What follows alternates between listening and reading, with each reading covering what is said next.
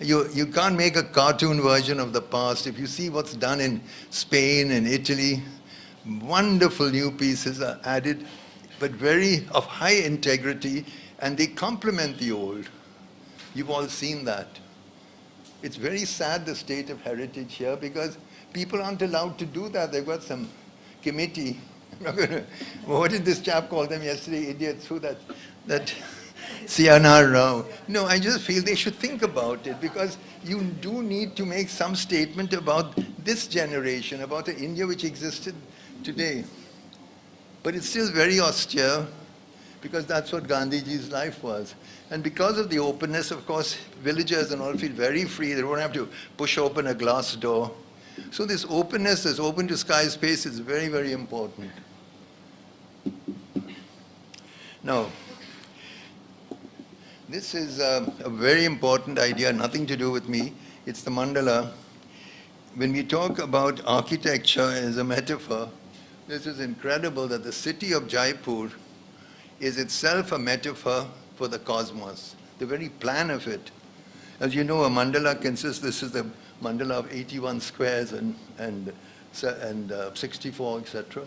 But it consists of all the, and then the center is where you have Brahman, where your soul goes after all moksha. And this fellow, as you know, I mean, many scholars think, so I don't know, I'm not a scholar, that he took the Navagraha, the 9 planets, because he was fascinated by the sky. He's the man who built Jantar Mantar.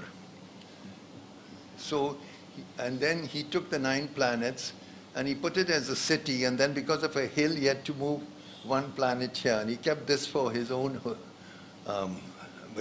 palace.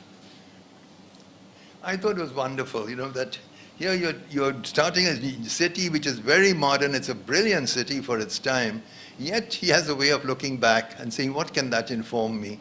Without compromising what he wanted to do. To me, he's the first modern Indian. You know, we should really go back. Some scholars should go find out more about him. So when I had to do a arts memorial, art center for Nehru, I thought, well, this is Nehru's predecessor. And I took that same 9 squares, except I took this square and pulled it. So you can enter. And by pulling this across, we got access here to the library, guru. And then I matched each planet's qualities to something that, it was a government building. It had nothing to do with anything ambitious. I don't think they understood what I was doing.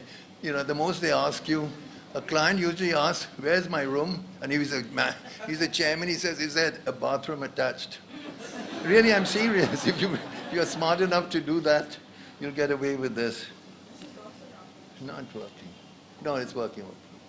So anyway, but pulling this aside, which is a very contemporary thing to do, gave me access to the mandala. If it had been closed, I wouldn't have been able to design it. It's like rigor mortis. I hate that kind of dead symmetry in 2 directions. It's one thing, anyway, that's what happened. Now, what actually happened, of course, is that you get the planets stacked up one against the other in a mandala. And when you look through, you're looking through the center one, which has to be empty, as I said, that's Brahman. See the way that you connect them? They're thick walls, and then you only have 10 foot by 3 meters by 3 meters opening, and the thing itself is 100 feet, 30 meters each planet. So when you look through, you're seeing through several planets. That's a completely different spatial organization than from a conventional, large, monumental public building, which we've done, like Vidhan Sabha in Vidhan Bhavan in Bhopal. There you put big rooms and small rooms as antechambers and a big one. But I saw that the mandala had a completely different, I said, I must try that. And because it was Nehru, it was a good thing to do. What I did find, and I think this chap, Gautam Bhatia, has written on this on his own, he said if you really, in any particular planet, you're disoriented. What gives you orientation is a glimpse of that empty center. So that made me realize that it's not just words. the mandala actually was through experience. People understood that an empty space like a courtyard in the middle of a house, and that's in every culture. And this is, in a mandala, it's a much more serious version of that. These things actually work. So that's the center, which is empty, which acted as the stones. This is the entrance to it. This is the first planet, which is Mangal of power. We put the director there, which was a mistake. He was a government director, and he gave a lot of trouble. But this is a nice thing. This is a giant cosmograph, which these were all painted by traditional artists whom Jyotindra got to do the painting. And they were chosen, the symbols and all were chosen by someone called Manu Desai. Do you know him at all? You should think about, he's a wonderful man who was a graphic artist. He had gone to America maybe a little earlier than I did, in the 40s. And he went and studied at Cranbrook. So his work was absolutely contemporary. But his interest went all the way back. So when he heard I was doing this building, he came. I knew him. And he said, look, can I help? And he was wonderful. And then with Jyotindra, they chose the actual, for instance, this is the mythic image in Ketu is of Krishna. That's the size of a person. So they had a lot of fun doing that. Now, I'm just showing you these two things. They have nothing to do with my building. But to tell you how beautiful actually is our history. These are the 9 planets with their auspicious colors as a gouache. I don't think Matisse is at his best. I think he's a wonderful painter. But I think he would admire this very much. And this, of course, I think, this is Suryavanshi, I think, the 7 symbols in Udaipur I saw it. So we use those auspicious colors for each planet, but interpreted them, use those colors, because it's a contemporary building. It's nothing to do with in that sense, it's, when I finished it, someone said, oh, you're getting votes for the BJP. It's got nothing to do with the BJP. I was trying, this is Guru. You can see that. It's a completely contemporary image. But it's based on very old, like the Kund in Modera. This is the building from the outside. I really like it very much because these are the 9 planets and they all got their symbols. And for this thing, you know, in the old days, they used to put cloth and bamboo, see the size of a building. And I didn't know whether we should make it 30 meters per side or 27. So they actually made with bamboos. And we went there because as a model of the cosmos, it has to be autonomous. It must have the gravitas of something that relates to the sky and not just to some neighbors. Now, just one last thing I wanted to point out before we get to Champalimaud. I've also been very moved, very, very moved by the brilliance of what people invent, what you may call, well, for housing especially, in all the villages and stuff and cities and towns, everywhere in the world.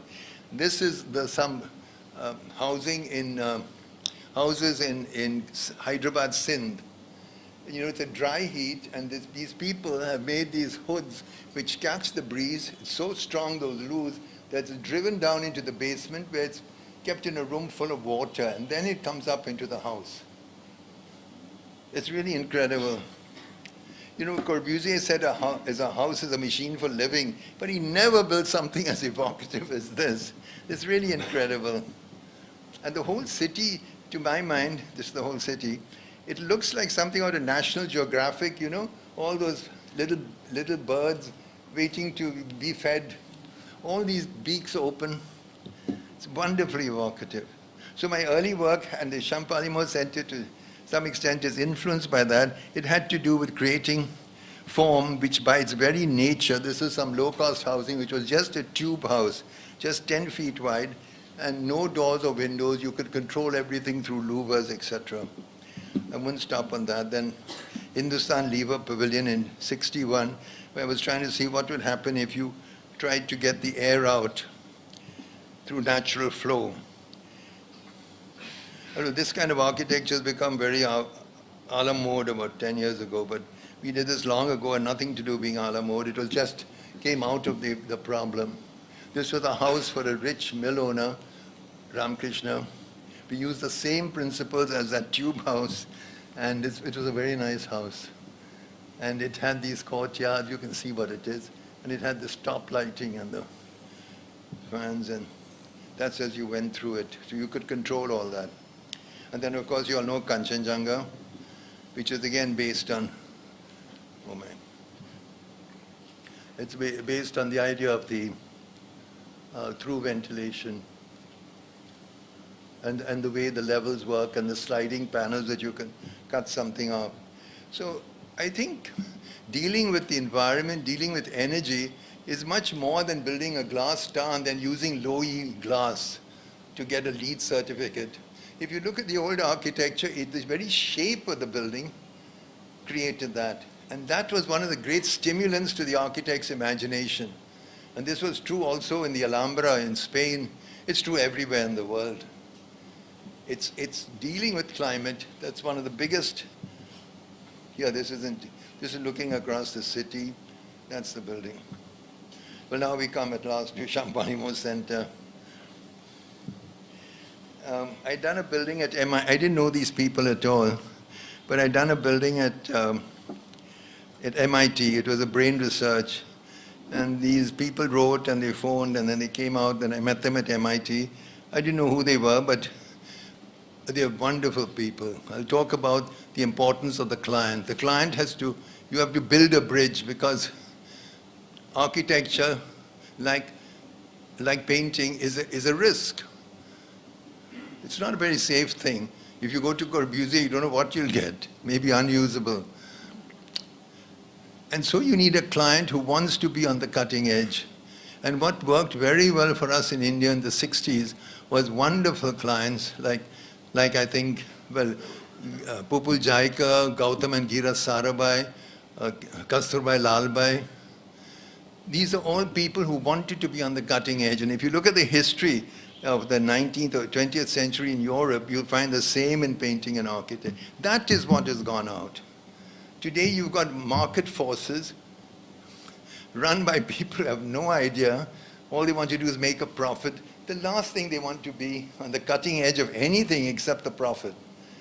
They never see any other aspect that was quite different. And I think that allowed architects of my generation to grow. And I really feel that is something we should do because no building is better than the client who commissions it. Well, anyway. This was the site. This is the site. This is the river. When they told me they have a site on that river, and just at that point where Vasco da Gama left for India, I'd seen it, and I thought that's a wonderful place to do a building.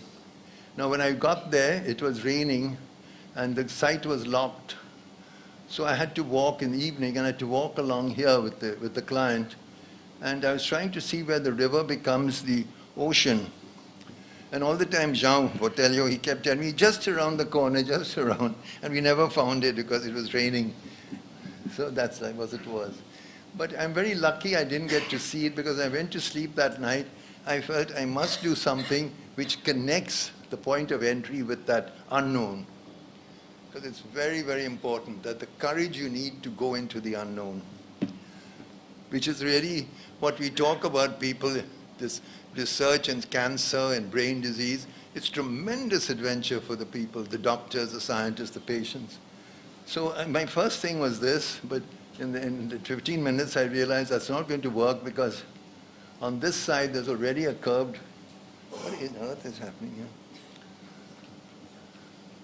Anyway, you see that curved wall, that curved walk? There is no, what is happening? No.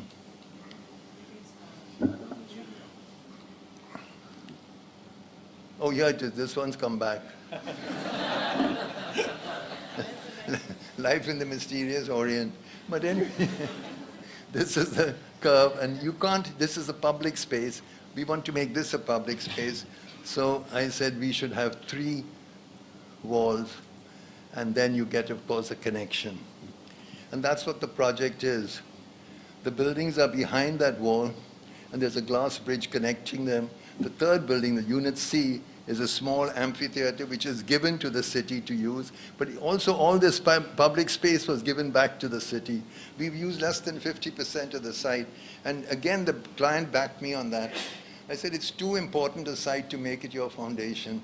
And it was very good because when they started construction, of course, lots of NGOs came around, but they were disarmed and they were told, you've now got a site which celebrates the history. Before it was just rubbish and nothing there. So that's what the 3 buildings look like. And that's the entrance, and that's the way you come in and go there. And I'll just show you a fly-through.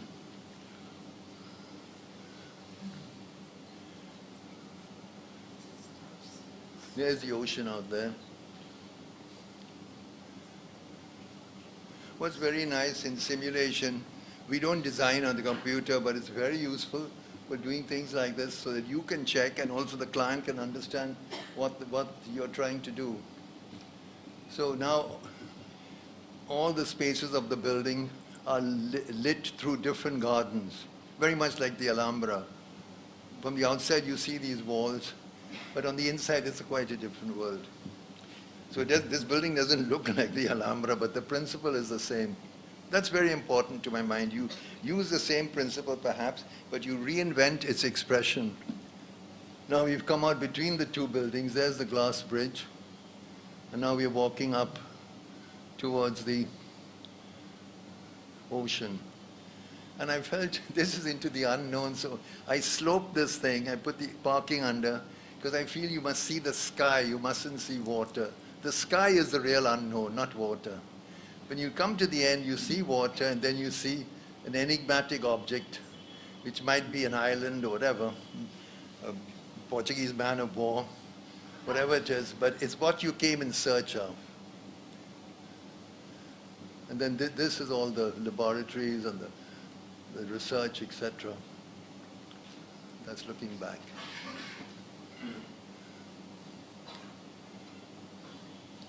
Yeah, you can see some of the gardens and how they're placed.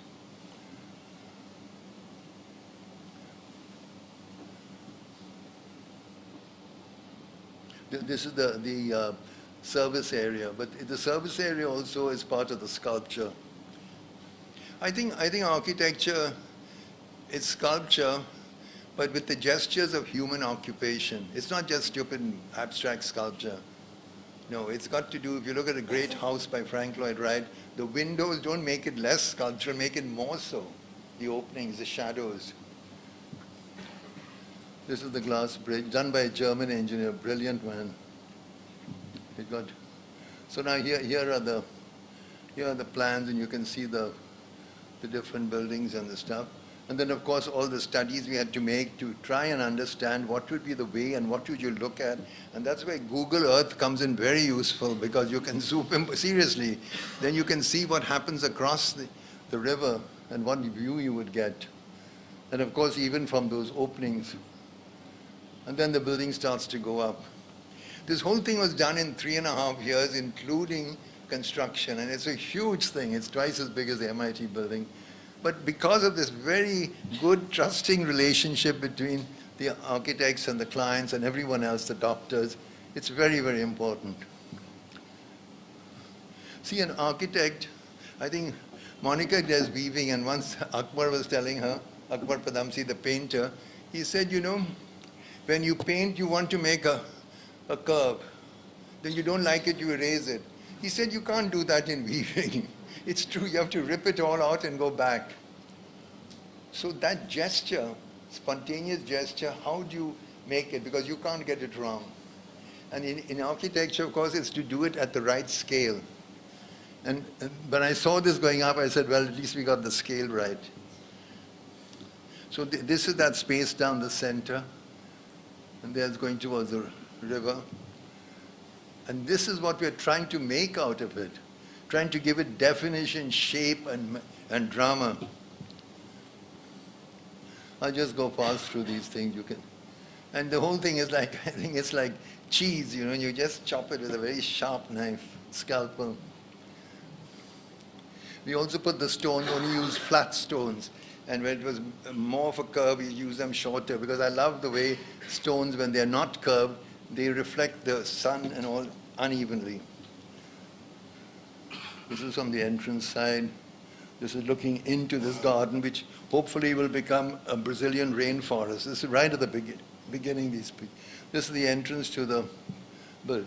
This is both buildings with the bridge between them. And just this curve is enough to give you the protection you need for arrival. You don't have to have a column with a porch or anything like that. It's all that's looking through from one